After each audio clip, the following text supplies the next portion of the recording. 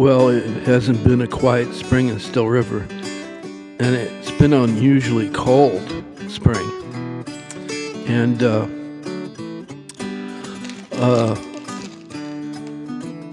our Church of Lady of Chardonnay, because it got so cold, it was about 2 weeks ago, it was really warm. About 70, 75 a couple of days 2 weeks ago. And they usually come back from Florida and open up for the spring, summer, fall season. But it turned cold again, like it's been more like the beginning of March than the middle of May. And so they hopped in their Mercedes and BMWs and went back down to their summer residences in Florida, for a couple more weeks. But what happened is, in Florida, they have these what's called love bug outbreaks. And these can be massive. And they fill the sky. And these love bugs, they attach to each other. And they stay attached for days. But if there's a love bug that's basically been unlucky in love, he may land on you, or he may land on you, I think. The attach-er is a he, and attach E is a she, and it'll try to attach to you, and it will break your skin. But what happened is, eventually they found out that they caused a brain virus. And what happened is people were affected by this brain virus. They would lose like self-control and reasoning, and especially people who lived very staid, very ordered lives, the kind of people who do all the right things for the wrong reasons. And so they came back up from Florida because of the love bug outbreak. It was really horrendous this year because it's been really dry and warm in Florida, not here. And some of them had been bit, and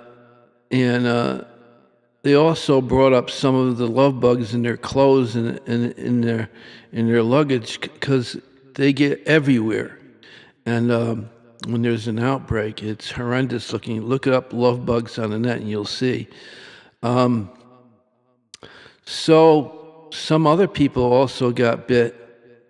Attach your love bug attached to them, and so a lot of folks who live very staid, very ordered lives, in a matter of a week, a lot of people were like taking off, leaving their families, especially the older folks who had lived very ordered and staid lives and very stoic lives. All of a sudden, this virus affects the communication between your frontal cortex and another brain region called the amygdala. Now, the amygdala is where the emotional part of your brain that makes you excitable, emotional. It floods you with serotonin and L-dopamine and so your frontal cortex is the reasoning part, and this virus affected the reasoning part, the frontal cortex, so it couldn't override the amygdala.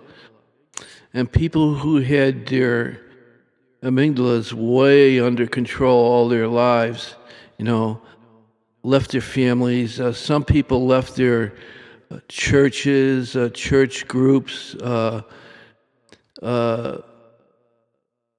support groups and things, and took off. because they felt like it wasn't meeting their needs anymore. They realized after, significant 30, 40 years of their lives that they had lived, by the rules, and for all the wrong reasons.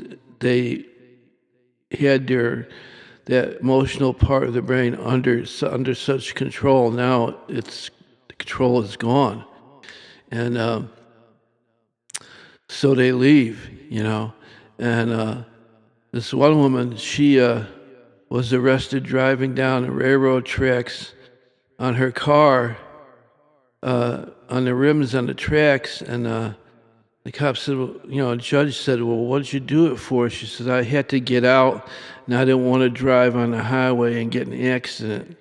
And all kinds of strange things were happening.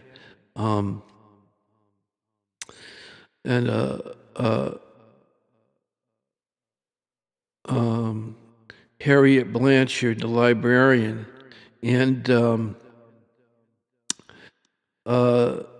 local Count Harold Goldberg got bit in their garden somehow, or in their house, because somehow the love bugs got up there out of their friends who happened to be in Florida and came back with luggage, and they went in their car, and love bugs got loose in their car, and they rode in their car. They got bit somehow, and they caught the virus.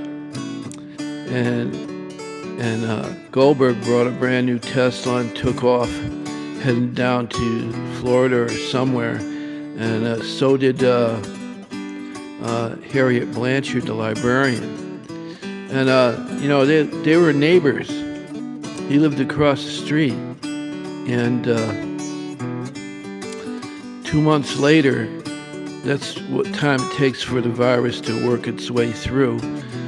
It dawns on you what an awful person you've been, especially if you've been a very religious person and attended Our Lady of Perpetual Drudgery many years and followed all the rules, and all of a sudden, how could I have been such a sinner? And the guilt complex kicks in afterwards, which can be disastrous for some people. And then they come back to the church and they stay a little while, and then they leave again because they feel so bad about themselves. So that's what's been happening in Still River.